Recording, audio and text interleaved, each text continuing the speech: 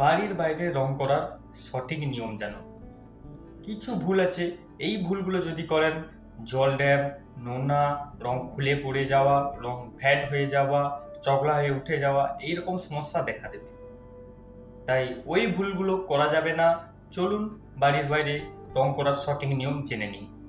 বাড়ির বাইরে প্লাস্টার করার সঙ্গে সঙ্গে বা 1-2 মাসের মধ্যে দেখা যায় অনেকে প্রাইমার রং করে দেয়। ফলে দেখা যায় কিছুদিন পর দেওয়ালে ড্যাম লেগে গেছে, রং ফ্যাড হয়ে গেছে, রং চগলা হয়ে উঠে যাচ্ছে, এরকম সমস্যা দেখা দেয়। তাই প্লাস্টার করার পর প্লাস্টারকে কম করে 8 থেকে 10 দিন ভালো করে জল খাওয়ান।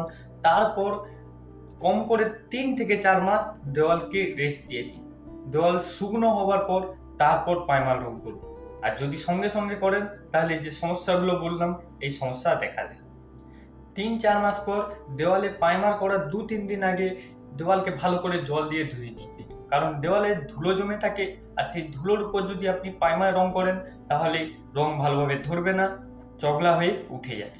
যদি দেওয়ালে শ্যাওলা পড়ে থাকে তাহলে জেট ওয়াশ দিয়ে ভালো করে ধুয়ে দিন। আর যদি জেড ওয়াশ না থাকে তাহলে কাঁটা ব্রাশ বা তালচটি ব্রাশ দিয়ে জল দিয়ে ভালো করে ঘষে দিন।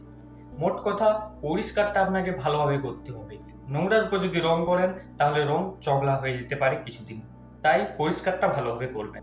দেওয়ালের বাইরে নতুন প্লাস্টার করার পর সিমেন্ট ঘোলা, প্লাস্টার কোট, সোনোসিং এরকম কোনো কিছুই না মেরে ডাইরেক্ট যদি আপনি 2 কোট প্রাইমার মেরে রং করতে পারেন তাহলে কিন্তু দেওয়ালের লংজিভিটি বেড়ে যাবে এবং রঙেরও লংজিভিটি বহুগুণ বেড়ে যাবে। এতে খরচটা বেশি পড়বে কিন্তু লংজিভিটিটা প্রচুর বেড়ে যাবে।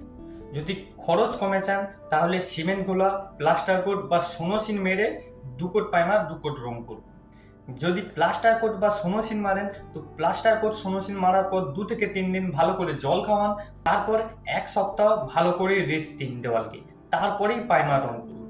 আর যদি সিমেন্ট গোলা মারেন তাহলে সিমেন্ট গোলা মারার পর 2 থেকে 3 দিন ভালো করে জল খাওয়ান, তারপর 1 মাস কম করে রেস্ট দিন। কারণ সিমেন্ট একটা কেমিক্যাল জাতীয় জিনিস, এর একটা রিঅ্যাকশন থাকে। একে প্রপার রেস্ট না দিয়ে যদি আপনি প্রাইমার রং করেন তাহলে জল ড্যাম, নোনা, রং ফ্যাড হয়ে যাওয়া, রং খুলে পড়ে যাওয়া এরকম সমস্যা দেখা দেবে। তাই দেওয়ালকে প্রপার রেস্ট দিয়েই তারপর প্রাইমার রং করুন। বাড়ির বাইরে প্রাইমার করলে 2 কোট প্রাইমার করার চেষ্টা করবেন। 2 কোট প্রাইমার করলে দেওয়াল ওয়াটারপ্রুফিং হয়ে যায় এবং ড্যাম সহজে আসে না। 1 কোট প্রাইমার করলে দেওয়াল কিন্তু ওয়াটারপ্রুফিং সম্পূর্ণভাবে হয় না।